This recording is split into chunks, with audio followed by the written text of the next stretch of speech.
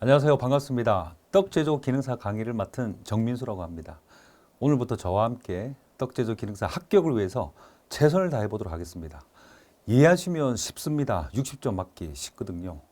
열심히 따라오시면 누구나 다 합격할 수 있습니다. 화이팅! 자, 지금부터 시작해 볼게요. 떡 제조 기능사 제1강입니다. 떡 제조 기초 이론인데요. 시험 문제가 60문제가 나오는데 떡 제조 기초 이론에서 거의 대부분 한 20문제, 18문제 정도 비중이 있습니다. 떡의 역사와 떡 제조 기초 이론을 완벽하게 이해해야 합격할 수 있으니까요. 지금부터 저와 함께 따라와 보시죠. 자, 떡류 재료의 이해. 떡 제조 기능사의 첫 번째 챕터에서 떡류 재료 이해가 처음으로 시작됩니다. 떡이란 곡물에 가루를 찌거나 삶아 익힌 뒤 모양을 빚어 먹는 음식이다. 떡은 한민족이라면 누구나 즐겨 먹는 우리 민족의 특색 있는 주식의 하나이다. 지금은 떡이 후식이나 부식의 개념이죠. 우리 조상들에게 오랜 기간 동안 떡은 지금 밥과 같이 주식이었다고 할 수 있습니다. 그래서 굉장히 많은 여러 가지 떡이 발전되었는데요. 떡이라는 우리 조상들에게 아주 즐거운 날, 슬픈 날, 행복한 날 같이 함께 먹는 주식이었다 기억하시면 되겠습니다. 떡은 명절에는 물론 생일이나 혼인에 한갑을 비롯한 경사스러운 날에 만들어 먹는 것이 하나의 풍습이었고요. 한간에서는 떡방아 찍는 소리와 떡 치는 소리가 높이 울려야 명절 기분이 나고 잔치 기분도 생긴다고 했습니다. 그만큼 떡이라는 음식이 우리 조상들에게 우리 삶에 깊이 들어와 있다는 거 이해하시면 되겠습니다. 자, 다음 넘어갈게요. 그러면 우리 떡은 과연 어떻게 만들어지는 것인가? 떡의 재료에 대해서 설명을 좀 드려볼게요. 재료는 크게 주재료, 주된 재료, 부재료, 주재료를 도와주는 부재료, 그리고 고물, 천연색소, 고명, 감미료, 단맛을 내는 감미료 등으로 이루어져 있습니다. 우리가 건물을 지을 때 기초공사, 지붕, 큰 방, 작은 방, 부엌, 화장실 이렇게 나눠져 있는 것처럼 떡도 여러 가지 구성으로 조합적으로 이루어진 것인데요. 떡류 재료에 대해서 나열을 한번 해봤습니다. 주재료와 부재료, 고물 이런 것들을 구분할 수 있어야 돼요. 문제는 꼭 한 문제 이상 나옵니다. 자, 주재료. 떡의 주재료는 우리가 밥을 먹는다고 생각하시면 돼요. 우리 쌀밥 먹잖아요. 맞습니다. 주재료는 곡류입니다. 맵쌀, 찹쌀, 보리밀, 메밀, 차수수, 조수수, 옥수수와 같이 땅에서 자란 곡류를 이용해서 주재료를 이용하는데요. 떡을 만드는데 80%에서 많게는 90% 이상 차지하는 가장 중요한 재료라고 할 수 있습니다. 그런데 이 주재료 곡류는 굉장히 독특한 특성이 있어요. 그게 뭐냐면 성인이 하루에 필요로 하는 열량의 65%를 에너지를 곡류를 통해서 얻습니다. 열량은 에너지를 말하는 거거든요. 그리고 부재료는요. 사계절에 우리 땅에서 자라나는 여러 가지 것들을 부재료로 이용을 하는데요. 제철의 과일, 채소, 두류, 소류, 견과류, 대추, 밤, 호두 이런 것들이 이용합니다. 그런데 두류가 뭔지 아세요? 네, 우리가 자주 먹는 콩, 팥 이런 것들을 말하는 거고요. 소류는 뿌리를 먹는 것들, 감자, 고구마 이런 것들을 말합니다. 부재료는 하는 일이 커요. 주재료에서 좀 부족한 맛도 채워주고, 왜냐하면 쌀만 먹으면 맛 없잖아요. 우리 밥 먹을 때 반찬을 먹는 것처럼 쌀만 먹으면 맛이 없으니까 부재료를 같이 섞어서 떡을 만드는데요. 한 가지 더 하는 일이 있어요. 맛만 도와주는 게 아니라 주재료에서 필요한 영양소가 있습니다. 몇 가지 단백질이라든지 리신이라든지 여러 가지 것들이 있는데 그런 것들을 채워주는 역할을 합니다. 굉장히 과학적으로 이루어져 있어요. 그러면 주재료와 가장 잘 맞는 부재료는 무엇인가라는 질문을 제가 여기서 던지면 답은 콩, 팥 등의 두류입니다.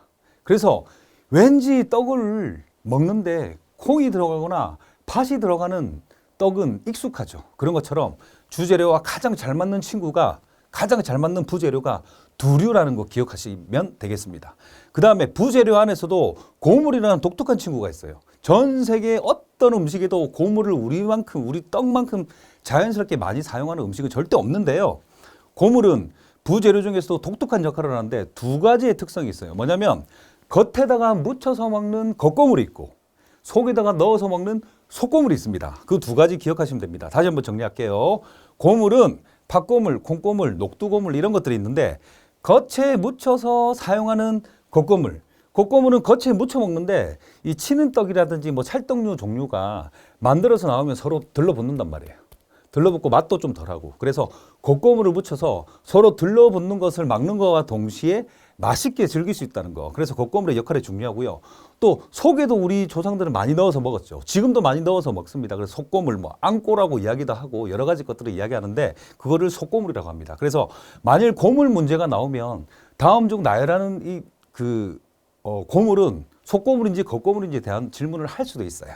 그런 문제가 나올 수도 있다는 거 기억하시고 세 가지 중요합니다. 꼭 기억하셔야 돼요. 한 문제 이상은 나와요. 자, 다음 넘어갈게요. 색소. 그러면 위에서 주재료, 부재료에 대해서 설명을 했잖아요. 그러면 그거보다는 좀 비중이 적으나 스타일을 결정하고 디자인을 결정하는 전반적인 색상을 주는 게 색소입니다. 발색제. 떡에는 어마어마하게 많은 여러 종류의 색소가 있어요. 우리 조상들은 기본적으로 떡에 오방색 5가지의 은은한 색상을 넣어서 만물의 조화를 이룬다.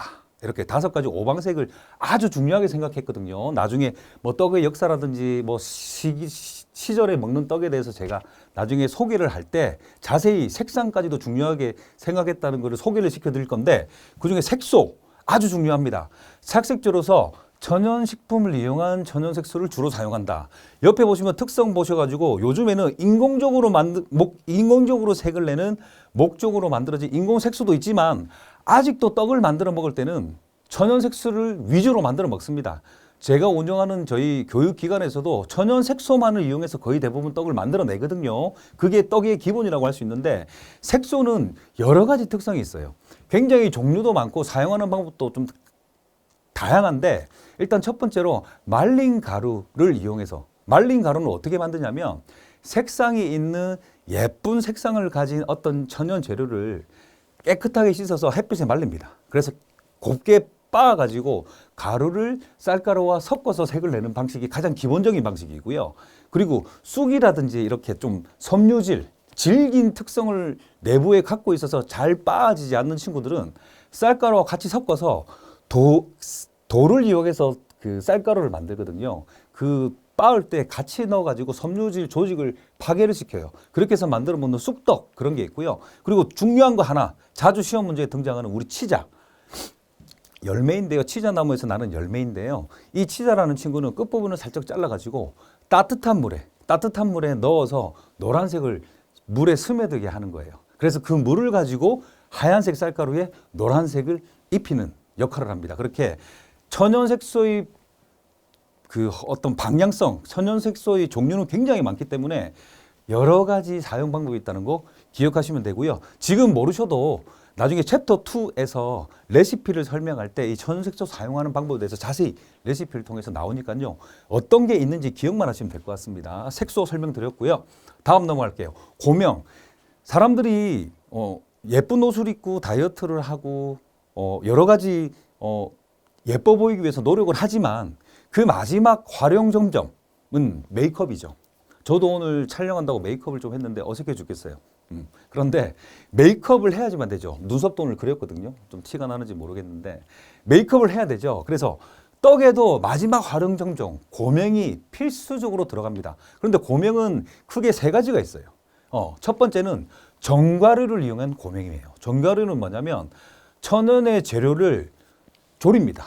끈적끈적하게 졸여가지고 좀 말려가지고 장미를 만든다든지 꽃을 만든다든지 모양을 만들어서 올려내는 정가류 고명이 있고요. 두 번째로는 우리가 사계절에 나는 꽃들이 다 다르잖아요. 그 시기에 맞는 꽃들을 꺾어가지고 깨끗이 씻어가지고 이렇게 말려가지고 올려먹는 식용꽃 고명이 있습니다. 그리고 마지막으로 간단하게 시간도 바쁘고 할 일도 많고 아니면 너무 과한 데코레이션이 필요 없는 뭐 작은 떡들, 그런 떡들은 뭐 대추밤, 서기버섯, 호박씨 이런 것들을 칼로 예쁘게 썰어서 이렇게 올려놓는 그런 간단한 고명이 있는데 여기서 좀 중요한 포인트가 뭐냐면 식용꽃 고명 문제가 작년에 나왔어요.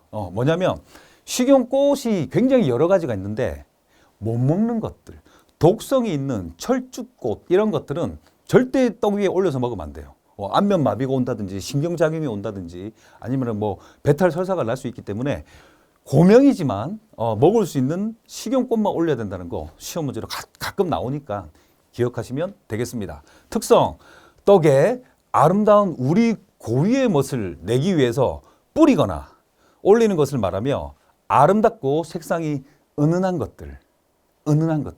우리 떡이랑 외국에서 온 마카롱이랑 빵이랑 넣으면 우리 떡이 색깔이 좀 밋밋하죠. 그런데 우리 조상들은 아주 강한 색을 쓰지 않았어요.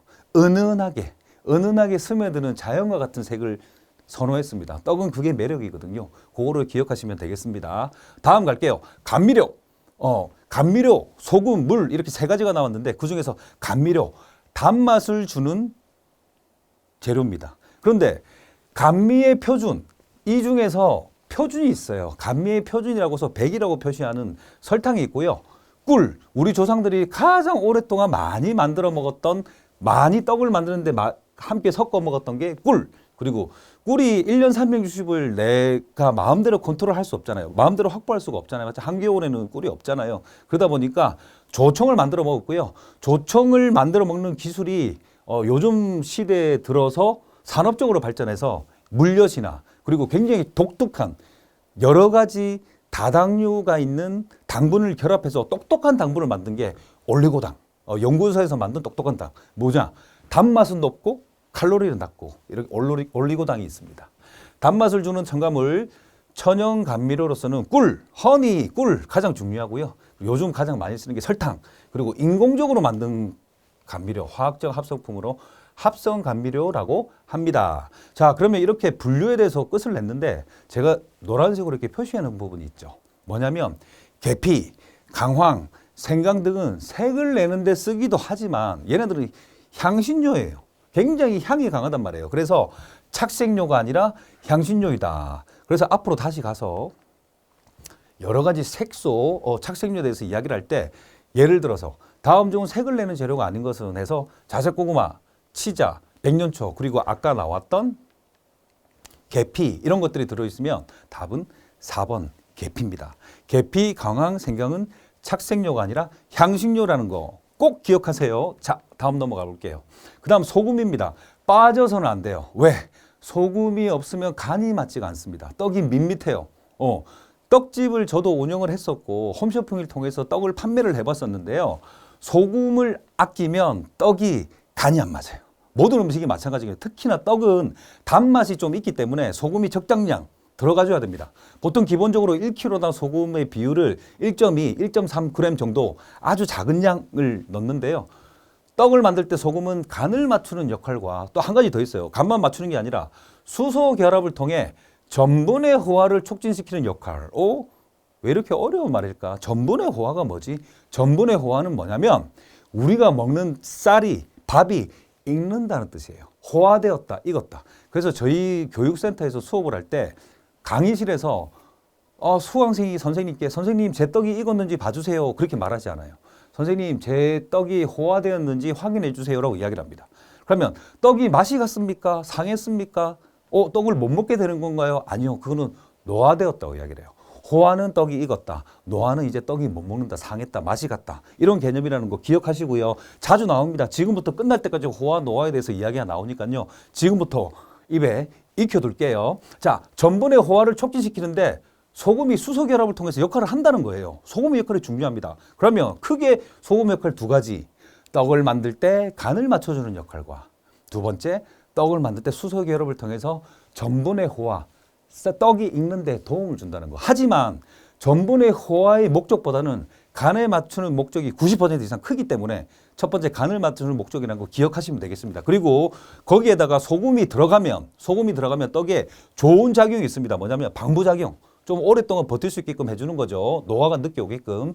그리고 탄력 증진. 만져보면 탱글탱글해지는 거예요. 그리고 응고성 유지. 어느 정도 점진력 있게 뭉쳐주는 거. 그리고 호화 촉진. 아까 말했다시피 떡이 익는데 도와주는 역할을 한다는 거. 소금이 굉장히 똑똑하고 필요한 친구거든요. 꼭 필요합니다. 자, 다음 넘어갈게요. 그러면 문제 한번 풀어봅시다. 2019년도에 나왔던 기출문제. 2020년도 기출문제는 제가 이 강의에서는 포함하지 않았어요. 왜? CBT 시험이라서 컴퓨터로 보는 시험. 문제지가 없어요. 여러분들의 기억력을 되새겨서 문제를 내야 되기 때문에 오류가 있을 것 같아서 2019년도 1회 시험에 제가 합격을 했습니다. 2019년도에 떡 제조 기능사가 처음 만들어졌거든요. 그래서 제가 강의실에서 시험장에서 직접 풀었던 문제 그대로 가져왔습니다. 2019년 기출문제 12번. 떡의 주 재료로 오른 것은 아까 제가 떡의 주 재료에 대해서 뭐라고 했습니까?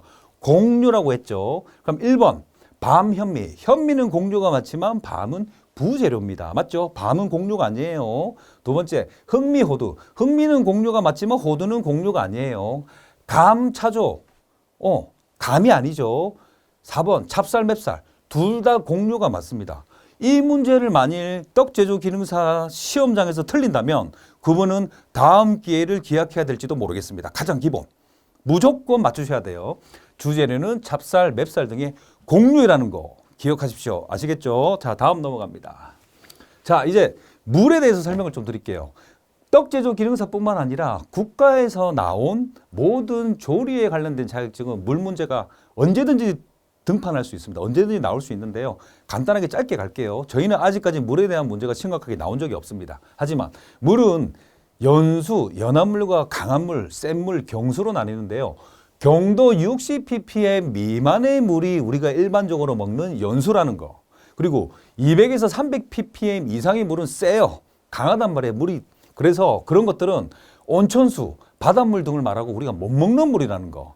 그래서 저희가 뭐 해썹을 인정받는 떡을 만드는 공장을 짓는다 했을 때 가장 중요하게 생각하는 게 60ppm 미만의 연수가 나오는 곳인지 그 연수가 나오지 않는 곳은 입지 조건으로 맞지가 않아요. 뭐 지하수를 파내서 뭐 여러 가지 걸러서 여러 가지 작용을 통해서 연수를 만든다. 아주 비용이 많이 들고 시간이 많이 드는 일이에요. 그래서 떡을 만드는 일을 할 때 뭐 공장을 짓는다든지 떡집을 한다든지 아니면 뭐 떡에 대한 관련된 공방을 한다든지 아니면 떡을 이용해서 어떤 레스토랑을 만든다든지 여러 가지 창업이나 그런 일들을 할 때 가장 중요한 게 이 물이 경수가 나오는지 안전하게 확보되는지 가장 중요합니다. 간단한 문제죠. 기억하시면 되겠습니다. 자, 이제 제가 아까 간단하게 나왔던 그 분류에 대해서 자세하게 디테일하게 한번 들어가 볼게요. 디테일하게 들어갑니다. 지금부터. 그리고 제 동영상 강의는 3번 정도 그냥 보세요. 화장실에서도 보시든지 공복에 보시든지 시간 나실 때 버스 타고 가시면서 그냥 편안하게 들으십시오. 그리고 나서 나중에 문제만 예상 문제지만 풀어보면 제가 지금까지 한 400분 정도 합격을 시켰거든요. 예, 여러분들도 이제 합격의 주인공이 될 수 있습니다. 눈 크게 뜨고 집중하세요. 자, 갑니다. 주재료의 특성. 떡류 제작의 주재료는 아까 말했다시피 곡류입니다.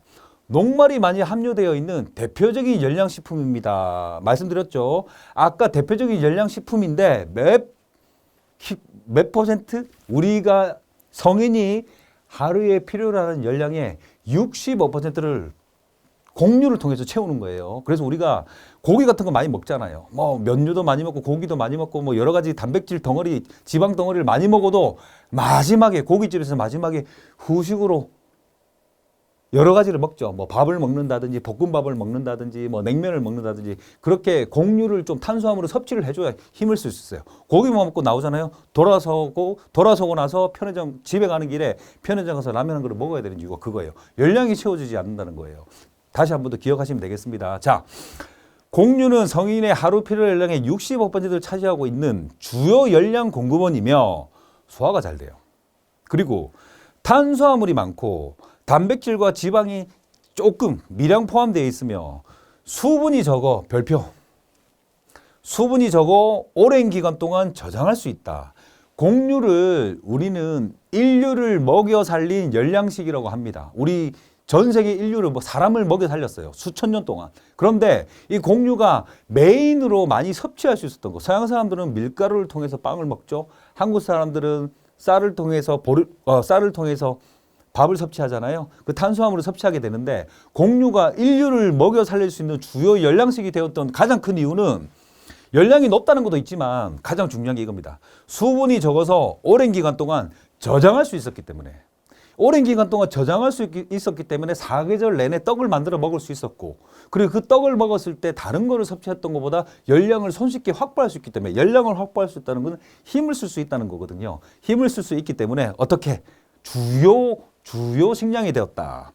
떡류를 만드는데 가장 중요한 주재료로 볼 수 있다.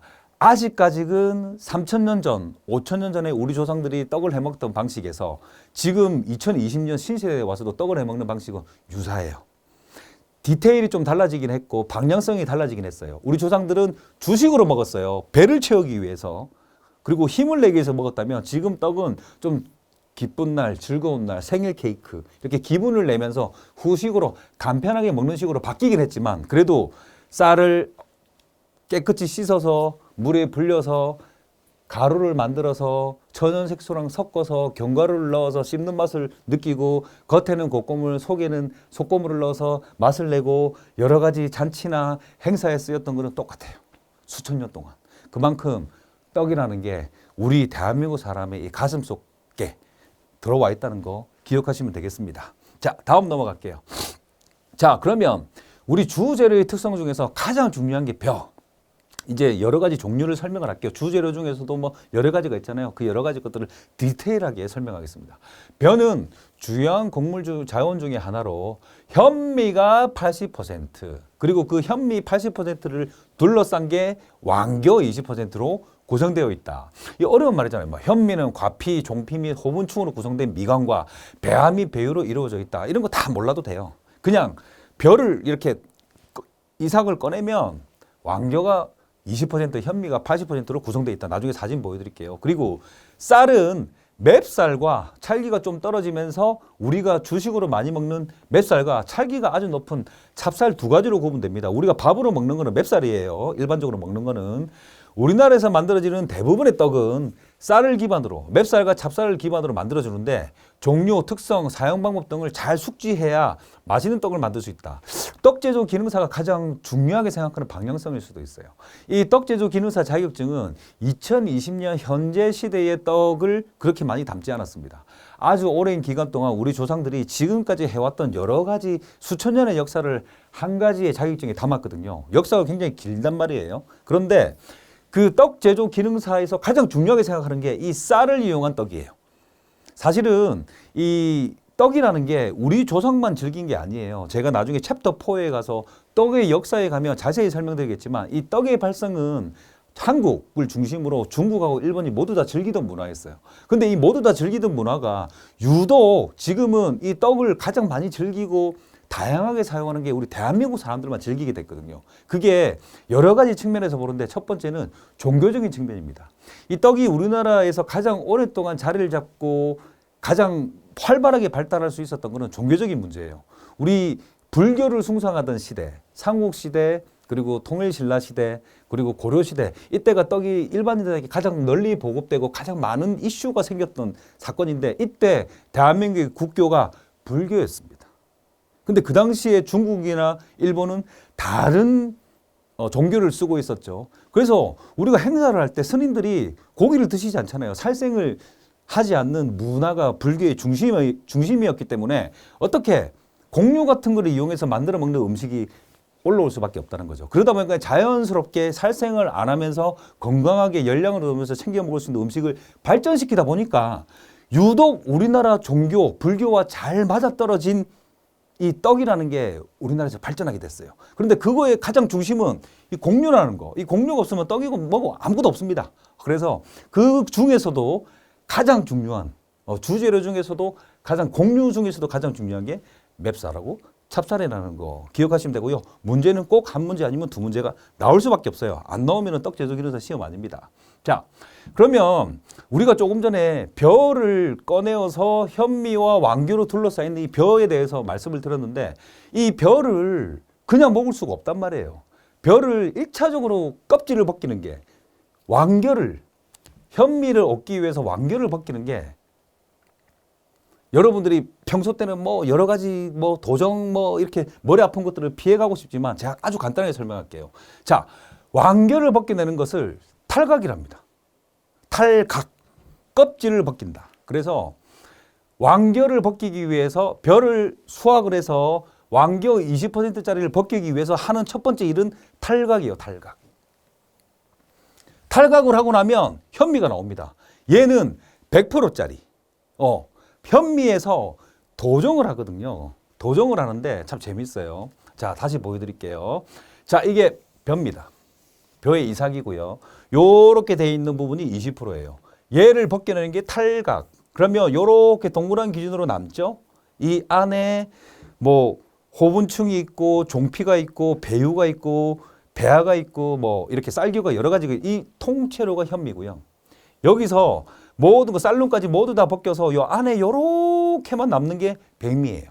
그러면 우리가 도정이라는 걸 하는데 도정을 한 바퀴를 돌리는 게 1분이라고 합니다. 1분. 그러면 요렇게 남아있는 탈각을 통해서 이렇게 남아있는 현미에서 백미로 가는 게 10번 돌려야 돼요. 그래서 한 번 돌릴 때를 1도라고 하고 10번 돌리면 10도라고 합니다. 그래서 5번 돌려서 현미에서 백미로 가는 중간 지점이 남은 거를 5분돔이라고 하거든요. 다시 한번 정리해 드릴게요. 보세요. 100%짜리 벼 이삭에서 현미 80%짜리를 얻으려고 하면 완결을 벗겨내는데 20% 벗겨내는 이거를 탈각이라고 하고요. 탈각이라고 하고요. 탈각을 통해서 남은 현미를 다시 백미로 가는 거를 도정이라고 하는데 10번 도정하며 백미가 되는 게 일반적이에요.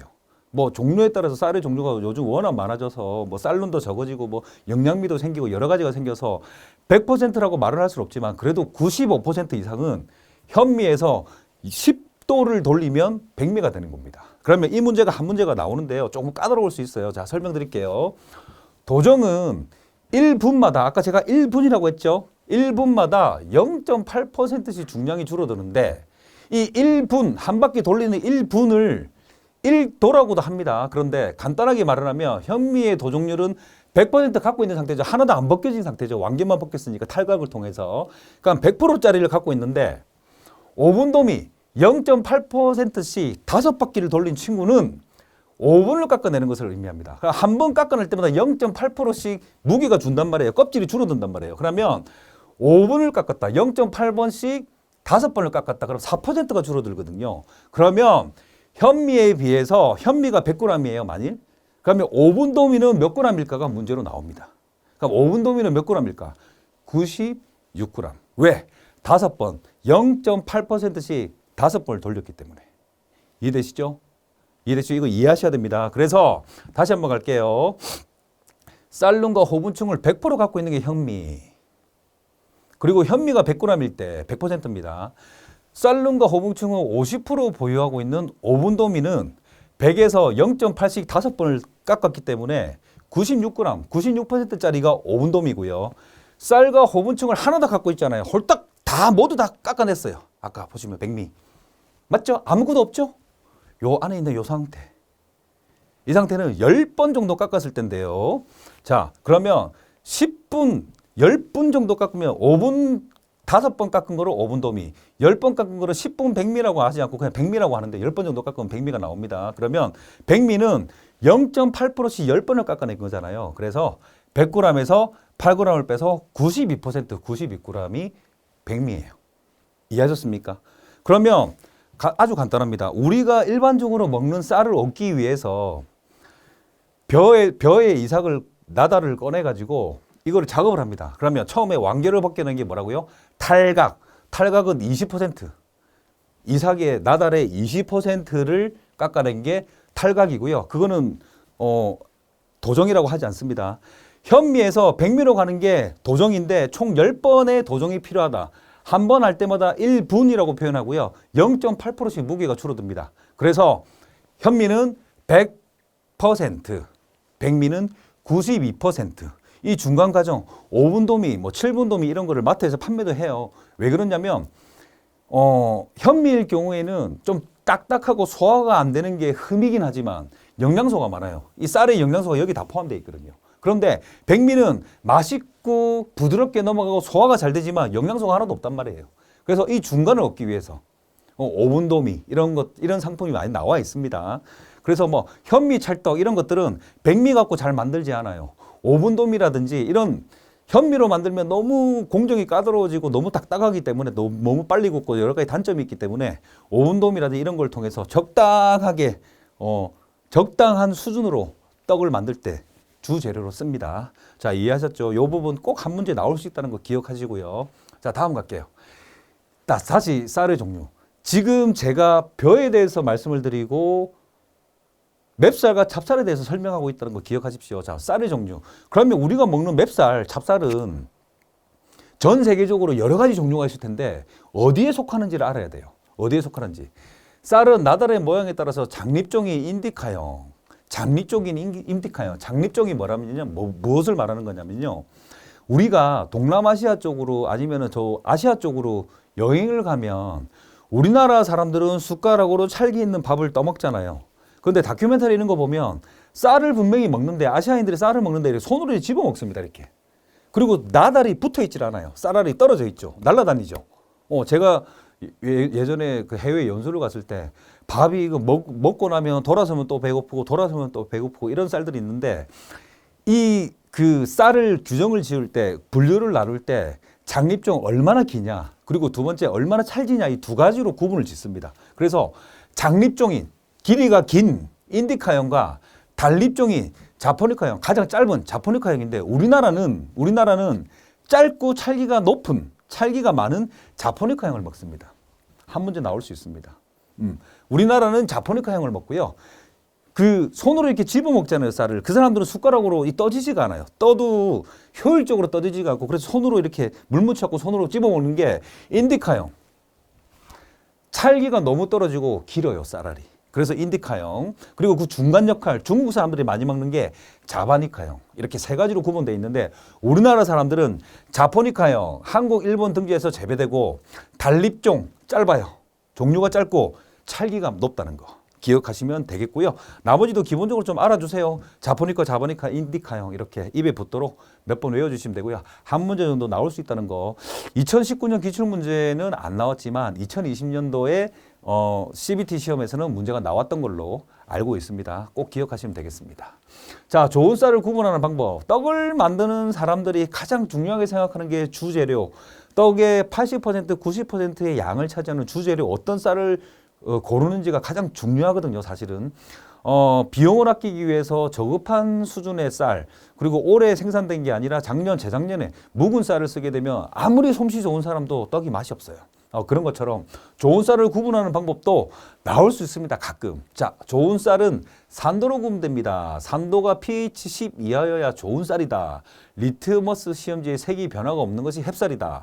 요오드 용액을 몇 방울 떨어뜨렸을 때 신선한 맵쌀은 진한 보라색으로 변하고 오래된 맵쌀은 연보라색을 띈다. 이건 무슨 말인지 뒤에서 제가 자세하게 설명할 거니까 지금은 그냥 이런 게 있다는 거 읽고 넘어가세요. 뒤에 자세히 설명 나옵니다. 자, 그 다음 넘어갈게요. 이제 맵쌀. 우리가 지금까지 쌀에 대해서 이야기하고 있고 뭐 자포니카형인지 자바니카형인지 인디카형인지에 대해서도 이야기를 했고 그 다음에 뭐 탈각과 뭐 도정에 대해서도 이야기를 했어요. 맞죠? 그러면 이제 그렇게 해서 나온 주재료 하나하나씩에 대해서 설명을 드릴게요. 맵쌀. 우리가 쌀밥으로 먹는 일반적인 쌀을 말하고요. 아밀로펙틴 80% 굉장히 중요합니다. 아밀로펙틴이 80%, 아밀로스가 20%. 무조건 한 문제 나와요.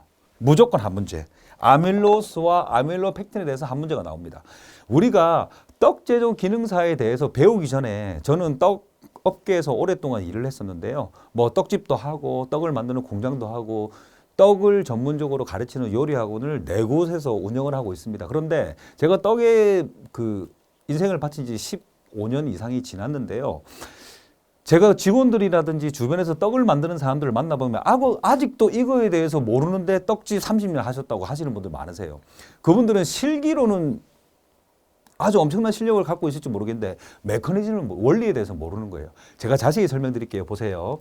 자, 우리가 일반적으로 쌀밥을 먹는 거는 제가 아까 말했다시피 맵쌀이라고 했습니다. 그리고 우리가 찰떡을 만들어 먹거나 약식을 만드는 거 찹쌀이거든요. 찰기가 많은 애들. 이 두 가지는 시작부터 달라요. 어떻게 다르냐면 우리가 쌀밥으로 먹는 맵쌀은 아밀로펙틴이 80%, 아밀로스가 20%가 들어가 있습니다. 그런데 나중에 넘어가시면 아시겠죠? 찹쌀은 아밀로펙틴이 100%가 있어요.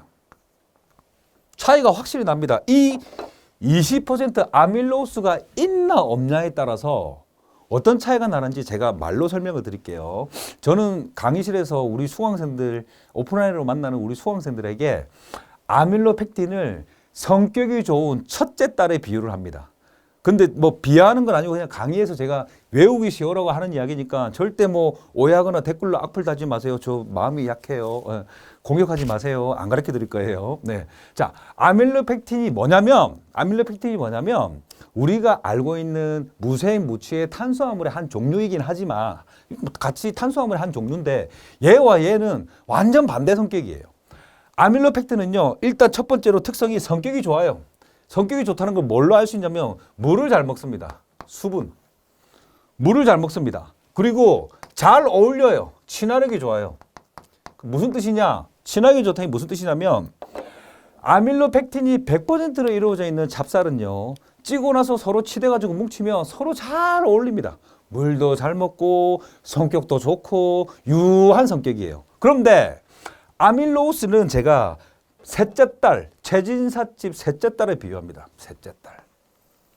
특성이 있어요. 까칠합니다. 그런데 이뻐요. 첫째 딸들 죄송합니다. 다 못생겼다는 소리가 아닙니다. 일반적인 비율로 봤을 때 제가 장남이에요. 저도 첫째입니다. 저보다 제 동생이 키도 크고 잘생기고 몸매도 좋아요. 저보다 훨씬 더 잘 만들어졌습니다. 우리 형제를 비유할게요. 이 첫째 딸이고요. 이 셋째 딸 아니면 막내 딸이에요. 막내 아들. 그래서 얘는 얘만큼 성격이 유하지 않습니다. 저희 동생도 까칠해요. 민구야 미안해. 까칠합니다. 그리고 예뻐요. 각을 잘 잡습니다. 그래서 맵쌀로 만든 떡들은 설기떡이라든지 틀에다 놓고 예쁜 모양을 각이 있는 볼륨감 있는 떡을 만들 수 있어요. 뭐 때문에? 아밀로스 때문에.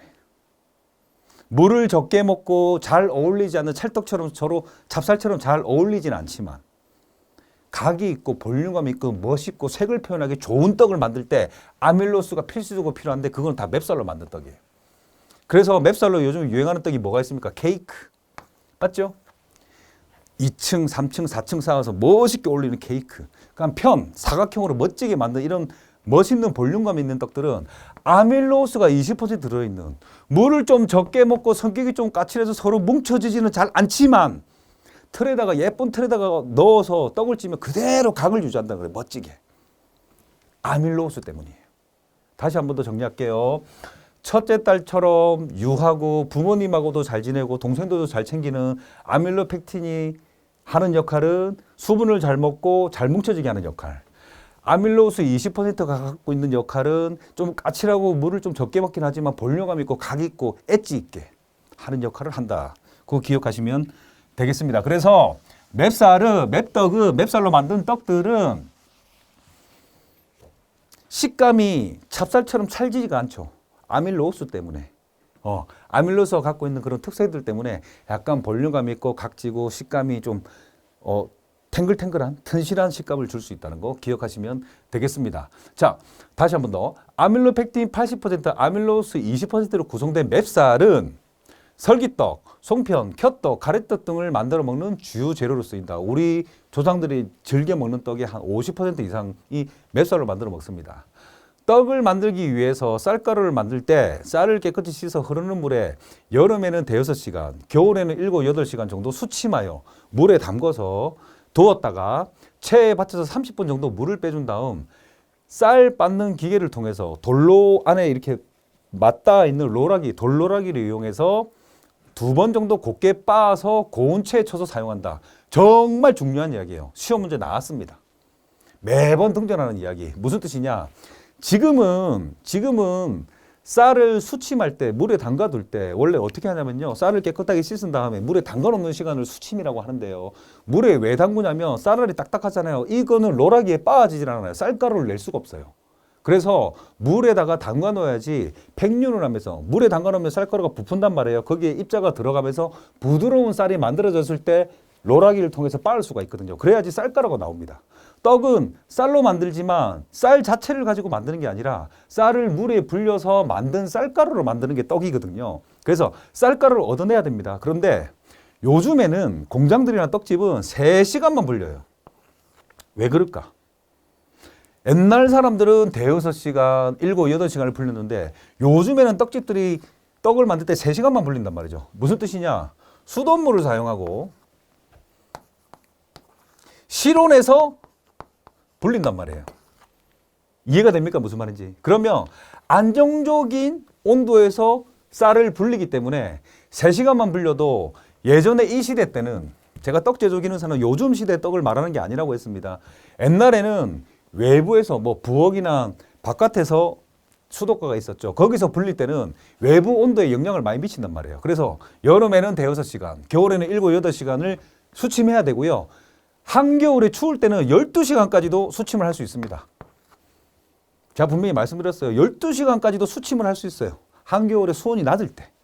지금은 수돗물이 관을 통해서 안정적인 온도로 나오잖아요. 근데 예전 조상들은 어땠습니까? 뭐 산물도 받아 쓰고 여러 가지도 뭐 받아 쓰고 땅에서 나온 물도 써야 됐죠. 그래서 수침 시간이 요즘 시대하고 다르다. 그래서 대여섯 시간, 7, 8시간. 이거는 맵쌀하고 찹쌀하고 일정합니다. 그래서 그 시간 동안은 물에 담갔다가 써야 된다는 거. 그리고 물에 담갔다가 바로 빻으면 안 돼요. 왜 바로 빻으면 안 될까? 입자에 들어간 수분의 양이 일정하게끔 만들어주는 게 체에 받쳐가지고 30분 정도 물에서 꺼내가지고 체로 꺼내가지고 30분 정도 보관을 해야 돼요. 실온에다가. 그래야지 입자에서 나온 수분의 양이 일정하지. 자, 생각해 보세요. 급하게 바쁜 날은 수침 시간은 지켰는데 물을 빼는 시간, 체에 받쳐서 물을 빼는 시간을 안 지켰어요. 그러면 레시피가 매일매일 바뀔 거 아니에요. 왜? 안에 들어가 있는 수분이 다르니까. 우리가 라면을 끓일 때 물을 많이 넣으면 싱거워지고 물을 적게 넣으면 짜워지는 거와 똑같은 이유예요. 무슨 말인지 아시겠죠? 그래서 체에 받치는 시간은 30분 이상을 지켜줘야 된다는 거 기억하시면 되겠습니다. 그래서 맵쌀은 아밀로스가 있어서 각이 있고 볼륨감이 있고 멋있는 떡을 만들 수 있다는 장점이 있다는 거. 그리고 찹쌀은 아밀로스가 없고 아밀로펙틴, 첫째 딸, 첫째 아들과 같이 성격이 유하고 위아래 어른들 말도 잘 듣고 동생들도 잘 챙기는 이 성격 때문에 물도 잘 먹고 서로 잘 뭉쳐지는 특성 때문에 찹쌀은 맵쌀하고 다른 특성을 갖고 있다. 기억하시면 되겠습니다. 자, 이 다음 페이지가 또 찹쌀이거든요. 찹쌀로 넘어가서 더 자세히 설명드릴게요. 자, 그러면 맵쌀을 한 번 더 정리하겠습니다. 맵쌀은 아밀로펙틴 80%, 아밀로스 20%를 갖고 있고요. 얘는 기본적으로 볼륨감 있고 멋있는 떡을 만들 수 있다는 거 말씀드리고요. 또 쌀을 빻을 때도 2번 정도 곱게 빻아야 됩니다. 2번 정도 곱게 빻아서 아까 제가 돌이 이렇게 뭉쳐지는 돌과 돌 사이에 쌀가루가 지나가는 원리로 빻는 거거든요. 그런데 2번 정도 곱게 빻아 고온 체에 쳐서 사용한다. 2번 정도 곱게 빻는 거는요, 아주 많이 빻는다는 걸 의미하는 거예요. 그러면 왜 2번 정도 곱게 빻아야 되냐면 아밀로펙틴이 100%인 성격이 유하고 물도 잘 먹고 뭐 이런저런 떡을 뭐든지 잘 만들어 먹을 수 있는 찹쌀은요, 한 번만 빻습니다. 한 번만 빻아도 충분해요. 그리고 곱게 빻을 필요가 없어요. 굵게 빻습니다. 그런데 맵쌀은 아까 말했죠. 물 좀 적게 먹고 좀 까칠한 아밀로스 때문에 2번을 빻아줘야 됩니다. 하우 까다롭습니다. 제 동생도 까다로워요. 근데 이쁘잖아요. 그래서 2번 정도 빻아야 되고 고온 체에 쳐서 사용합니다. 맵쌀로 만든 떡은 체에 내리는 게 무조건 필수고요. 찹쌀로 만든 떡은 체에 내리는 게 가끔 있는 일이에요. 기억하세요. 그러면 왜 맵쌀은 2번이나 빻아야 되고 수분량도 적고 신경을 써야 되냐면 아까 말했죠. 20%의 아밀로스 때문이라는 거 기억하시면 되겠습니다. 이거 중요해요. 이거 이해 못하시면 나중에 레시피부터 시작해서 모든 부분이 다 헷갈릴 겁니다. 이해해야 됩니다. 자, 그 다음 갈게요. 자, 이제 찹쌀. 맵쌀과 찹쌀은 80% 똑같고 20%만 다른 형제이지만 같은 피를 타고났지만 조금 달라요. 찹쌀. 찹쌀은 99% 아니요, 거의 100%예요. 그런데 요즘 99%짜리 품종이 나오긴 했어요. 거의 100%다. 찹쌀은 100%의 아밀로펙틴으로 고정되어 있으며 아밀로스가 거의 없거나 아까 말했던 까칠하고 예쁜 아밀로스가 거의 없거나 1% 내외의 소량으로 들어가 있다. 경단, 단자, 인절미, 화전 등의 떡을 만들기 위한 쌀가루를 만들기 위해서 흐르는 물에 똑같아요. 수침 시간은 5시간, 6시간, 겨울에는 7, 8시간 정도, 한겨울에 수온이 차올 때는 최대 12시간까지도 수침해서 체에 받쳐서 30분 정도 물을 빼준 다음 물 빼는 시간도 맵쌀, 찹쌀 똑같습니다. 이거 헷갈려서 많이 틀리거든요. 수침 시간 똑같고 물 빼는 시간 똑같아요. 찹쌀이든 맵쌀이든. 그런데 여기서 다릅니다. 쌀 빻는 기계를 통해서 한 번 정도, 다시 올라갈게요. 맵쌀은 2번 정도, 제가 지금 한 4번 정도 강조했습니다. 이거 틀리면 안 되겠죠? 그런데 쌀 빻는 기계를 통해서 찹쌀은 한 번 정도, 그리고 곱게 빻는다고요? 아니요. 굵게 빻아서 체에 치지 않고 거칠게 사용한다. 둘이가 확실한 이때부터 방향성이 확실한 차이가 있죠. 분명히 쌀일 때는 그냥 겉으로 봤을 때 티가 안 납니다. 그런데 물에 불리는 시간도 똑같고 물에 불리는 시간 수침하는 시간도 똑같고 다 똑같아요. 근데 이제 빻을 때부터 방향성이 달라지는 거예요. 맵쌀은 곱게 2번 빻고 고온체, 중간체에 곱게 내려서 사용해야 되는 반면에 찹쌀은 그냥 굵게 한 번만 빻으면 둥그렇게 한 번만 빻으면 돼요. 왜? 맵쌀에 들어있는 20%의 아밀로스 때문에. 까칠한 그 친구 때문에 조금 더 신경을 써줘야 된다는 거 기억하시면 되겠습니다. 자, 그런데 찹쌀은 확실한 장점이 있어요. 찹쌀은 맵쌀에 비해서 확실한 장점이 있습니다. 맵쌀이 아까 찹쌀에 비해서 볼륨감 있고 예쁘고 색을 잘 표현하고 여러 가지 각진 떡을 만들 수 있다는 장점이 있으면 찹쌀은 맵쌀에 비해서 호화가 빠르고 잘 익는다는 거예요. 아까 호화가 익는다는 말이라고 했죠. 누가 떡 배운 사람이 떡을 10년씩 배웠다는 사람이 언니 떡 익었어요. 그러면 그분은 잘못 배운 겁니다. 언니 떡이 호화되었어요. 잘 배운 겁니다. 자, 맵쌀에 비해서 호화가 빠르고 수증기가 잘 통과하여 시루에 찜기에 넣은 찹쌀가루가 아래쪽부터 호화가 되어 수증기가 지나는 공기가 구멍을 호화된 부드러운 입자가 막아버리기 때문에 무슨 뜻인지 이제 떡을 한 번도 안 해보신 분이 이론만 들으면 헷갈립니다. 근데 떡을 오랫동안 했던 분도요. 제가 지금 뭐 쌀 가공 식품협회라고 해서 나라에서 운영하는 그 쌀 수급 기관에서 그 떡 제조 기능사 이론을 가리키는 메인 강사인데 자, 거기서 수업할 때 제 학생들은 떡집을 운영하고 있거나 공장을 운영하고 있는 현직 사장님들을 가르쳐요. 제가 제주도에서 가르치고 대전에서도 가르치고 화성에서도 가르치고 한 150여 분 올해 2020년에 한 150여 분을 가르쳤는데 그분들이 20년, 30년 경력인데도 불구하고 제가 첫 질문을 이걸 하거든요. 여러분 사장님들 맵쌀이 잘 익으세요? 찹쌀이 잘 익으세요? 말하면 대답을 못해요. 어쩔 때는 찹쌀이 잘 익는 것 같고 어쩔 때는 맵쌀이 잘 익는 것 같고 이상하네. 아닙니다. 제가 답을 드릴게요. 이 시험 문제 나오거든요. 찹쌀은 아까 말했다시피 유한 아밀로스는 수분도 잘 먹고 수증기도 잘 지나가고 입자도 크고 여러 가지 장점이 있기 때문에 굵게 빻아서 사용해야 되고 상관없다고 했죠. 맞습니다. 아밀로스가 많이 포함된 찹쌀은 맵쌀보다 호화가 잘 됩니다. 그런데 왜 사장님들 헷갈리냐면 우리가 떡집이나 떡을 만들 때 이렇게 원형이나 사각형의 시루를 쓰거든요. 그럼 이 시루에다가 시루밑을 깔아요. 바닥에다가. 실리콘 재질로 되어 있는 나중에 뒤에 사진이 나와 있는데 바닥에다 깔고 여기다가 쌀가루를 채워가지고 떡을 만드는데 맵쌀로 만든 떡은 찜기에다가 쌀가루를 가득 채워도 아까 말했다시피 80%의 아밀로스 사이에 80%의 아밀로펙틴 사이에 20%의 아밀로스가 저 앞에서 말 실수한 것 같은데 아밀로스가 사이에 듬성듬성 있기 때문에 이해됩니까? 무슨 말인지.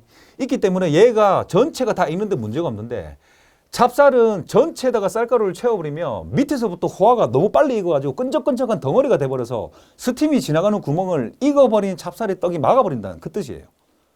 이해되시죠? 그래서 맵쌀로는 찜기 전체에다가 쌀가루를 가득 채워서 떡을 만들어도 위에까지 익었는데 왜 찹쌀로 만든 떡을 찜기에다 가득 채워서 넣었더니 왜 위에는 안 익었을까? 그래서 찹쌀이 안 익는다라고 오해를 하는 겁니다. 반대 효과입니다. 아래서부터 너무 빨리 호화가 이루어져서 너무 빨리 익어버려서 스팀이 아래에서 지나가는 구멍을 막아버리기 때문이라는 거예요. 아시겠죠? 제가 이 이야기를 드리면 그때서야 떡집 사장님들이 선생님 그래요. 지금까지 떡집 20년 하면서 몰랐습니다. 그렇게 이야기하거든요. 이 원리 때문에 찹쌀이 맵쌀보다 잘 익습니다. 아시겠죠? 그런데 현직에서 떡집을 하시는 분들, 떡을 만들어 드시는 분들은 다룰 줄을 몰라서 원리를 몰라서 헷갈리는 경우가 있습니다. 당연히 그분들이 만든 떡이 원리를 몰라도 떡은 맛있죠. 네, 원리 꼭 몰라도 되지만 우리가 지금 하는 과정은 자격증 과정이기 때문에 원리를 이해하고 알고 넘어가야 된다는 거. 그래서 제가 지금 자세히 설명을 드립니다. 다시 한 번 더 갈게요. 찹쌀은 맵쌀에 비해서 호화가 빠르고 잘 익고 수증기가 잘 통과하여 시루에 넣은 찹쌀가루가 아래쪽부터 호화가 되면서 아래쪽부터 익어버린단 말이에요. 익어버리면 찹쌀은 특성상 끈적끈적해지거든요. 그래서 위쪽까지 수증기가 못 가는 거예요. 부드러운 입자가 막아버리기 때문에 맵쌀보다는 든성든성 쌀가루를 뭉쳐서 배쳐야 된다. 다시 찜기 갈게요. 맵쌀가루로 원형 찜기에다가 전체를 다 채워서 쌀가루를 쪄도 익습니다. 위에까지. 아래쪽부터 호화가 빨리 일어나지 않거든요. 근데 찹쌀은 쌀을 뭉쳐가지고 이렇게 담아야 돼요. 중간에 수증기가 지나갈 수 있는 구멍을 남겨둬야 됩니다. 그래야지 아래쪽이 익어도 요 사이에 틈으로 수증기가 올라와서 위에까지 스팀이 올라가는 거예요. 열기가 올라가는 거예요. 그래서 맵쌀떡은 전체를 다 채워서 떡을 쪄도 되지만 찹쌀떡을 만들 때는 요렇게. 그런데 또 한 가지 더 이유가 있어요. 맵쌀은 여기서 끝나요, 호화가. 호화가 여기서 끝납니다. 무슨 뜻이냐? 그럼 실에서 찐대로 그냥 뒤집어 갖고 그냥 그대로 만들어 먹는데 찹쌀은 여기서 이렇게 찐한 떡을 다시 꺼내갖고 치대어서 원형으로 모양을 만들어서 다시 고무로 묻히든지 이런 다른 작업들을 통해서 호화를 완성하거든요. 다르기 때문에 이렇게 모양 없이 나와도 찹쌀은 상관없다. 맵쌀은 여기 모양이 끝이다. 여기서 각을 잡고 여기서 모양을 다 만들어서 쪄내가지고 짠 꺼내면 완성. 전혀 다른 특성을 갖고 있는데 이 특성이 뭐 때문이다? 아까 말했다시피 아밀로스를 얼마나 갖고 있느냐. 0%를 갖고 있느냐, 20%를 갖고 있느냐의 차이가 있다. 그렇게 기억하시면 되겠습니다. 무조건 문제가 나옵니다. 예, 무조건 나오니까요. 기억하시고요. 자, 다음 넘어가겠습니다. 자, 여기서 찹쌀에서 이제 중요한 게 또 한 가지 더 있어요. 보세요. 우리 떡에서 아주 오랜 역사를 차지하면서 떡에서 제가 아까 우리나라가 중국이나 일본보다도 떡을 많이 즐기게 됐던 게 종교적인 역할이 크다고 말씀드렸잖아요. 그러다 보니까 우리가 얘를 무시할 수가 없어요. 약밥, 약식. 앞에 꿀 약자를 써서 꿀로 만든 음식 뭐 여러 가지가 있는데 그 약식의 유래에 대해서는 뒤에 재밌는 설화가 있습니다. 뭐 신라시대에 일어난 재밌는 설화가 있는데 지금 말해버리면 이 찹쌀, 맵쌀에 대해서 너무 오랫동안 설명할 거기 때문에 뒤로 넘어가서 설명을 드릴 건데요. 이 약식, 약밥은 같은 말인데 앞에 약자가 꿀 약자거든요. 꿀을 넣어서 만든 귀한 음식이다. 약이 되는 음식이다. 이런 개념인데요. 약식을 만들 때는 이게 시험 문제에 자주 나와요. 찹쌀은 흐르는 물에 3시간 정도만 불려서 빠지 않고 사용한다. 우리 약식, 약밥 사진 보면 이렇게 쌀알이 살아있잖아요. 얘는 아까 제가 말했던 찹쌀을 물에 5시간, 6시간 불리거나 한겨울에 12시간씩 불려가지고 수침을 시켜서 로라기에 넣고 빻아서 쌀가루를 만들어서 만든 떡이 아니라 약식은 찹쌀 그 자체의 그 식감이나 그 모양이 살아있어야 돼요. 으개지면 안 된단 말이에요. 다른 찹쌀떡이랑 다릅니다. 그래서 그 쌀의 나다를 살리기 위해서 3시간만 불린다는 거. 요즘 시대에 수온이 높은 상태에서 찹쌀을 1시간에서 1시간 반 정도만 불리면 되거든요. 근데 일반적으로 우리 조상들이 차가운 환경에서 떡을 만들 때 약식은 3시간 정도 불린다. 지금도 뭐 품종에 따라서 3시간씩 불려서 하시는 분도 있습니다. 뭐 자기가 떡만 잘하면 상관없겠죠. 불러서 빠지 않고 사용하는데 약식을 만들 때 소스와 부재료 등을 섞은 다음 다시 익히는 과정에서 쌀알이 으개어지거나 부서지는 것을 방지하기 위함이다. 이게 찹쌀떡이 그렇게 종류가 100가지가 넘게 많은데도 불구하고 왜 제가 이 교재를 만들 때 아래쪽에다 약식 내용을 넣어놨냐면요. 이때부터 약식이 귀에 못이 박히게끔 들어오는데 약식에 관련된 문제가 이 1회 기출문제에서도 2문제가 나왔어요. 보기 문제 1문제까지 총 3문제나 나왔거든요. 약식은 우리나라 떡의 역사에 있어서 우리나라 떡의 분류에 있어서 한 5%에서 10% 정도의 지분을 갖고 있는 아주 대단한 놈이기 때문에 여기서부터 한번 집어주고 갑니다. 그래서 일반적인 수침 시간은 찹쌀이고 맵쌀이고 구분 없이 대여섯 시간, 7, 8시간, 최대는 12시간까지 분리해서 수침을 해서 30분 동안 물을 빼서 사용할 수는 있지만 단 약식을 만들 때만 찹쌀을 가지고 약식을 만드는데요. 약식을 만들 때는 쌀가루를 만들 목적이 아니라 그 나다를 으개어지지 않게 쓰기 위해서 어떻게? 3시간만 불린다는 거. 시험 문제 꼭 나옵니다. 꼭 나옵니다. 기억하시면 되겠습니다. 자, 쌀 보관 방법. 아까 찹쌀하고 맵쌀의 뭐 특성이나 이런 거에 통해서 자세히 알아봤는데요. 뭐 보관 방법. 쌀은 저장 시 습기가 없는 곳에서 보관해야 된다. 수분으로 생기는 미생물 등으로부터 쌀의 부패나 변질을 막을 수 있다. 찹쌀가루와 맵쌀가루에 포함된 아밀로펙틴은 물에 녹는 수용성 섬유소다. 물에도 대장의 미생물에 의해서도 녹지 않는 불용성 섬유소 셀룰로이스, 니그린, 헤미셀룰로이스 등이 있다. 엄청 어려운 말입니다. 저도 떡 전문가라서 식품 영양 쪽으로 잘 모르겠어요. 그런데 이런 이야기가 있다. 무슨 뜻이냐? 찹쌀가루와 맵쌀가루에 포함된 아밀로펙틴은 물에 녹는 수용성의 섬유소. 섬유소가 수용성이 있고 불용성이 있습니다. 물에 녹거나 아니면 대장에 들어가서 대장에 있는 미생물을 통해서 녹는 거는 수용성. 안 녹는 거는 불용성. 그럼 녹는 게 좋을 거야? 안 녹는 게 좋을 거야? 당연히 녹는 게 좋겠죠. 그래서 삽사코르와 맥사를 포함된 아밀로펙틴은 수용성 섬유소라는 거 꼭 기억하세요. 자, 2019년 시험 문제로 실제로 이 문제가 나왔습니다. 불용성 섬유소의 종류로 옳은 것은 무슨 뜻이냐? 물에 녹지 않는 섬유소는 무엇인가를 찾아라는 거예요. 그럼 앞에서 나왔죠? 셀룰로이스, 리그린, 헤밀셀룰로이스, 셀룰로이스라고도 할 수 있고 로우스라도 할 수 있습니다. 그러면 셀룰로이스가 답이겠죠. 나머지 세 가지는 어떻게? 수용성, 물에 녹는 섬유소라는 거 기억하시면 되겠습니다. 어렵죠? 근데 저기에 셀룰로스가 불용성 섬유소라는 것만 기억하시면 돼요. 네. 근데 이 문제가 나올 줄은 상상도 못했어요. 문제에 나왔기 때문에 제가 기출문제를 올렸습니다. 자, 그럼 아까 앞에서 맵쌀가루와 찹쌀가루를 흐르는 물에 담가서 불리는 과정이 있다고 했죠. 그거를 전문용어로 수침이라고 합니다. 쌀을 깨끗하게 씻은 후에 일정한 시간 동안 물에 불리는 것을 말하고요. 딱딱한 쌀의 입자를 물에 일정 시간 동안 담가두면 입자가 부드러워지면서 일정한 수분이 쌀의 입자 내에서 침투하게 되는데 이것을 수침이라고 합니다. 쌀을 물에 담는 시간을 수침 시간이라 합니다. 그러면 물에 담그는 걸 수침, 얼마 동안 담가놓느냐가 수침 시간이라고 할 수 있고요. 물의 온도가 높을수록 물을 빨리 흡수하며 수침 시간이 증가하면 호화 개시 온도가 낮아지고 호화가 잘 된다. 무슨 뜻이냐면요. 수침 시간이 물에 오래 담가 놓으면 호화 개시 온도 빨리 익는단 말이에요. 좀 낮은 온도에서도 빨리 익는다는 거. 좀 낮은 온도에서도 빨리 익는다는 게 호화 개시 온도가 낮아진다는 거. 근데 그게 무조건 좋다고 볼 수는 없어요. 호화 개시 온도가 낮아지고 호화가 너무 빨리 잘 되게끔 수침 시간을 오랫동안 유지를 해버리면 떡의 탄력성도 떨어질 수도 있고 뭐 종류의 어떤 떡을 만드느냐에 따라서 종류에 따라서 다르겠지만 쌀가루 자체가 빨리 상할 수도 있고 여러 가지 단점이 있기 때문에 요즘은 수침 시간을 자기가 정해놓은 레시피 그 기준대로 그대로 맞춰서 수침 시간을 해야 되고 아까 말했다시피 쌀가루에서 물을 빼는 시간도 30분 이상을 꼭 지켜야 됩니다. 그래야지만 일정한 맛을 내는 정확한 레시피에 맞는 떡을 만들 수 있습니다. 자, 2019년 기출문제 한 문제 더 풀어볼게요. 떡을 만들 때 쌀 불리기에 대한 설명으로 틀린 것은 저는 이런 문제 풀 때 맞는 것은 동그라미 치고요. 틀린 것은 요 옆에다 이렇게 X를 쳐놓으면 보기 문제 볼 때 안 헷갈립니다. 그래서 저는 예상 문제집 이런 거 풀어볼 때 X 동그라미를 치거든요. 자, 쌀의 물의 온도가 높을수록 물을 빨리 흡수한다. 쌀의 수침 시간이 증가하며 호화 개시 온도가 낮아진다.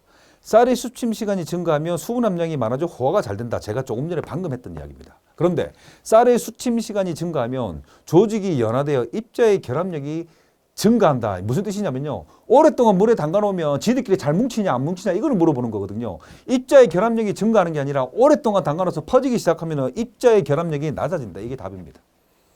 자세히 읽어보시면 제가 했던 말 중에 나와 있습니다. 이게 기출문제로 나왔거든요. 기출문제는 역시나 만만치가 않죠. 시험 문제는. 요거 기억하시고 오랫동안 담가놓는다고 무조건 좋은 게 아닌 거에 대한 이야기예요. 수침 시간을 오랫동안 뒀을 때 무조건 좋은 게 아니다. 오히려 결합력이 떨어지고 상할 수도 있고 그렇다. 그래서 일정 시간 수침 시간을 지켜야 된다는 거 그게 문제입니다. 자, 한 문제 더 풀어볼게요. 제가 시험을 쳤던 문제인데요. 1번 문제가 방금 이 문제가 나와서 들어가자마자 공부를 어설프게 하신 분들은 1번 문제 보고 자신감이 떨어져서 이 무슨 소리야?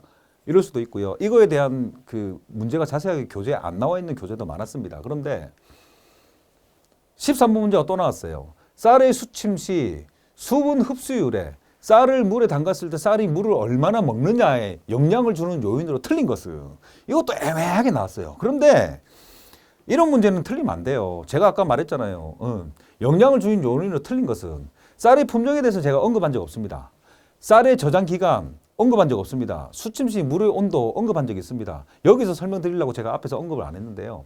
쌀의 수침 시 수분 흡수율에 영향을 주는 요인으로 틀린 것은 자, 쌀의 저장 기간 우리가 올해 수확을 했던 햅쌀 같은 경우는 수침 시간이 짧아요. 그런데 묵은 쌀, 오래된 쌀은 수분이 쌀 안에서 많이 날아가고 좀 더 딱딱해진단 말이에요. 시간이 지나면 지날수록 노화되는 과정이 있기 때문에 딱딱해진단 말이에요. 그래서 어떻게 쌀의 저장 기간이 길면 길수록 그리고 물의 수침 시 물의 온도가 다를수록 쌀의 품종이 할수록 영향을 줄 수 있습니다. 그런데 쌀에 얼만큼 비타민이 있다고 해서 수분 흡수에 영향을 준다. 이거는 한 번도 들어본 적이 없는 이야기예요. 그래서 쌀에 들어있는 비타민이라든지 뭐 지방이나 이런 것들이 수분 흡수율과 관계가 없다. 이게 문제였고 저는 이 문제를 맞췄는데요.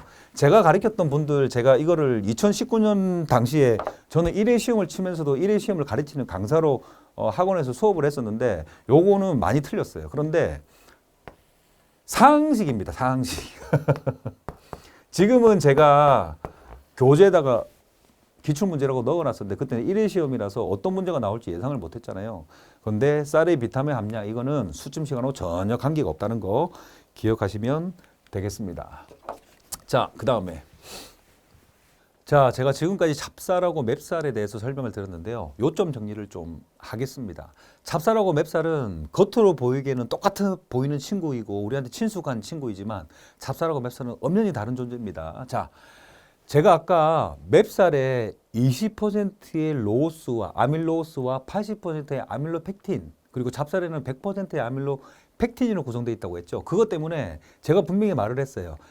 로스는 까칠하고 물을 잘 먹지 않고 성격이 조금 까칠하지만 예쁜 떡을 만들 수 있고 볼륨감이 있다고 설명을 드렸죠. 그거를 증명하는 내용을 설명을 드릴게요. 맵쌀을 1kg를 쌀 1kg를 아까처럼 수침을 해서 깨끗하게 씻어서 물에 불려서 로라기에 넣고 물을 30분 동안 뺀 다음에 빻으면 쌀가루를 만들면 맵쌀은 1kg를 빻으면 맵쌀 가루가 1.2에서 1.25kg가 나옵니다. 그러면 떡집에서 보통 손님들이 10kg의 떡을 주문을 하면 수침을 8.5kg에서 9kg로 수침을 하는 게 일반적이에요. 10kg를 다 하면 쌀이 너무 많이 남습니다. 왜냐하면 가루를 만드는데 자 그러면 제가 수침을 한다고 말씀드렸잖아요. 그럼 맵쌀을 1kg를 물에 담궈놨는데 빻아보니까 양이 이렇게 늘어났더라. 그럼 나머지 늘어난 양은 수분 양이에요. 그 입자 사이에 담궈 놓으면서 입자가 백륜하면서 그 사이에 입자에 수분이 들어간 거고요. 그런데 좀 너무 신기합니다. 수침 시간도 똑같고 물 빼는 시간도 똑같고 겉으로 봤을 때 똑같은 색을 가진 맵쌀과 찹쌀이 물에 담궈놓고 빻아놓으면 완전히 다른 친구가 돼 있어요. 자, 찹쌀을 똑같이 1kg를 수침을 해서 물을 빼고 로라기, 돌로 만들어진 로라기에 넣어서 빻으면 아까 말했다시피 맵쌀은 2번 빻고 찹쌀을 1번 빻는데 빻으면 찹쌀 가루는 무려 1.3에서 1.4kg까지 어떤 책에는 1.35에서 1.4 어떤 책에는 1.3에서 1.35 왜 그러냐면 품종의 차이가 크고 봄에 불렸냐 여름에 불렸냐 외부 수온도 차이가 있고 이런 것 때문에 좀 차이가 나지만 제가 저희 교육센터에서 불려보면 1.3에서 1.4라고 좀 범위를 넓게 잡겠습니다. 그런데 무려 얘들하고 보세요. 얘 많이 빠진 사이즈하고 무게하고 찹쌀가루 같은 1kg에 많이 빠진 사이즈가 거의 20% 이상 차이 나죠. 맞죠?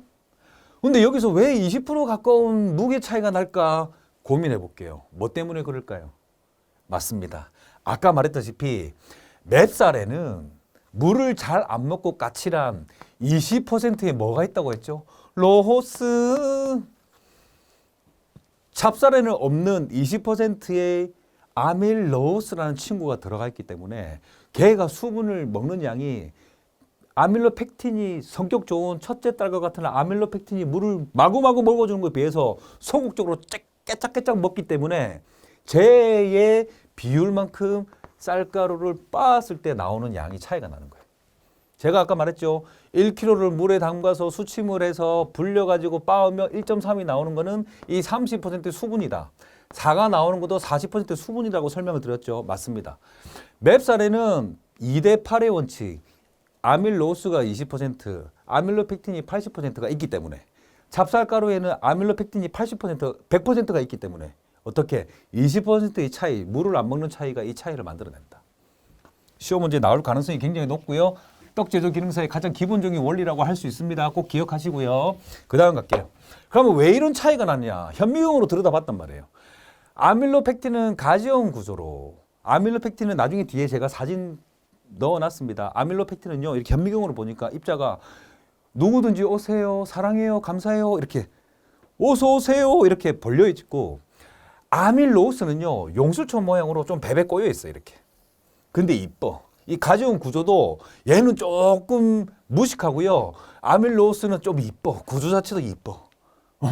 제가 너무 이렇게 외우기 쉽게 하시라고 좀 극단적으로 표현하는데 나중에 뭐 첫째 딸을 무시하니 막내 딸을 무시하니 이런 소리 하지 마세요. 제발. 재밌게 하려고 그런 거니까. 그래서 아밀로펙틴은 가지용 구조로 펼쳐진 입자를 통해서 수침 시 수분을 많이 흡수한다. 그래서 빻았을 때 더 많이 나오는 거예요. 아밀로펙틴이 많이 포함되어 있는 찹쌀가루가.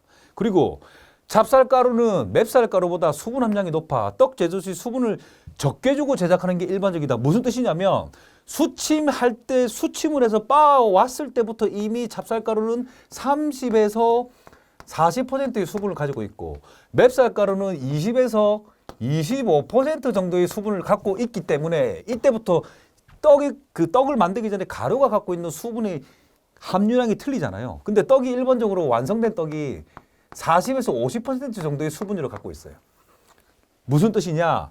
찹쌀가루는 맵쌀에 비해서 수분을 이미 많이 들어있기 때문에 조금만 주고도 떡을 만드는데 용이하고 찹쌀로 만든 떡 중에 아예 수분을 안 주고 만드는 떡도 있어요. 아예 쪄가지고 치대갖고 만드는 떡도 있어요. 그 이야기를 하는 겁니다. 찹쌀가루는 맵쌀가루보다 수분 함량이 높아 떡 제조 시 수분을 적게 주고 제작하는 게 일반적이다. 찹쌀가루로 만든 찹쌀떡 종류 중에 수분을 아예 넣지 않고 부재료에 갖고 있는 수분만 가지고도 충분히 만들 수 있는데 맵쌀은 수분에 대해서 까다로워요. 많이 넣어야 됩니다. 찹쌀가루보다. 그 이야기를 하는 거고요. 맵쌀가루와 찹쌀가루의 쌀가루의 양의 차이는 쌀일 때는 같은 1kg였는데 빻아놓고 나니까는 어떤 놈은 맵쌀은 20에서 25%, 찹쌀은 30에서 40%까지 양이 늘어났잖아요. 이 차이는 그 안에 있는 아밀로펙틴, 물을 잘 먹고 유하고 잘 뭉치는 아밀로펙틴의 함유량의 차이와 똑같다. 그 이야기를 하는 겁니다. 지금 제가 1강이 좀 많이 길어지고 있어서 이제 정리를 할 건데요. 마지막으로 기출문제 한 문제만 풀어보고 좀 지겨우셨을 텐데 너무 중요한 내용이다 보니까 제가 시간을 좀 오버했습니다. 자, 2019년 기출문제. 떡 조리 과정으로 틀린 것은? 자, 9번 문제입니다. 1번, 쌀의 수침 시간이 증가할수록 쌀의 조직이 연화되어 습식 재분을 할 때 전분 입자가 미세해야 된다. 맞습니다. 우리가 전분 입자를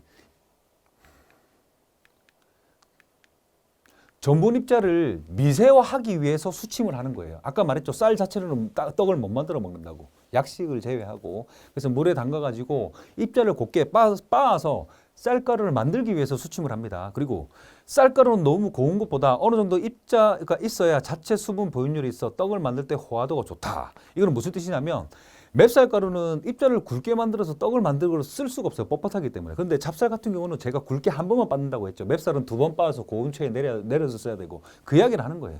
쌀가루는 곱게 내리면 내릴수록 수분 함량이 당연히 떨어지겠죠. 그리고 그렇게 맵쌀은 쓸 수밖에 없기 때문에 그 말은 맞는 말입니다. 4번, 펀칭 공정을 거치는 치는 떡은 시루에 찌는 떡보다 노화가 더디게 진행된다. 이게 무슨 뜻이냐면요. 펀칭 공정을 거치는 치는 떡은요. 찹쌀로 만든 떡을 말하는 거고요. 돌려서 말한 겁니다. 시루에 찌는 떡은 맵쌀로 만든 떡을 말하는 거예요. 무슨 말인지 아시겠죠? 나중에 가면 이게 무슨 말인지 자세히 알 수 있어요. 지금 이게 꼭 그 챕터 1에 관련된 기출문제라기보다는 혼합되어 있는 기출문제입니다. 나중에는 쉽게 이해할 수 있는데 그래서 찹쌀로 크게 말을 바꿔보면 펀칭 공정을 거치는 치는 떡은 찹쌀로 만든 떡을 말하는 거고요. 시루에 찌는 떡은 맵쌀로 만든 떡을 말합니다. 그러면 맵쌀로 만든 떡은 아까 말했다시피 내부에 갖고 있는 수분 함량이 떨어지기 때문에 그리고 아밀로스라는 친구가 아밀로펙틴보다 수분 함량을 적게 갖고 있기 때문에 내부에 적게 갖고 있기 때문에 당연히 수분이 빨리 말라버리는 게 노화거든요. 노화가 더디게 진행된다 그 뜻이에요. 무슨 말인지 아시겠죠? 당연히 찹쌀로 만든 떡이 맵쌀로 만든 떡보다 아밀로펙틴과 아밀로스의 함유량이 달라서 내부에 갖고 있는 수분이 차이가 있기 때문에 노화가 더디게 진행된다. 맞는 말입니다. 요것도 맞는 말, 요것도 맞는 말, 요것도 맞는 말. 그런데 세 번째, 찌는 떡은 맵쌀가루보다 찹쌀가루를 사용할 때 물을 더 보충하여야 한다. 반대예요, 반대. 제가 방금 요점 정리했을 때 했던 말을 그대로 반박하는 말입니다. 맵쌀가루보다 찹쌀가루를 사용할 때 물을 더 작게 줘도 된다가 정답이죠. 왜? 막내딸 계속 그랬나. 셋째 딸, 막내딸과 같이 예쁜 특성을 갖고 있는 맵쌀가루는 수분을 적게 먹는다. 그래서 1kg를 빻았을 때 1.2, 1.25밖에 안 나온다. 그런데 맵쌀로 만든 아밀로펙틴이 100% 포함되어 있는 찹쌀은 1kg 빻았을 때 1.3, 1.4kg까지 수분 함유량이 30에서 40%까지 나온다. 그거에 대한 반대말. 그래서 제가 반대라고 써놨습니다. 이게 2019년 제가 시험 쳤을 때 9번 문제였습니다. 이런 쉬운 문제는 절대 틀리지 말아야 되고요. 저하고 같이 기출문제 풀어보시는데 어려운 문제가 하나도 없어요. 누구나 다 풀 수 있습니다. 자, 여기서 1강 마무리하고요. 2강에서는 좀 더 파이팅 넘치게 즐겁게 한번 해보겠습니다. 감사합니다.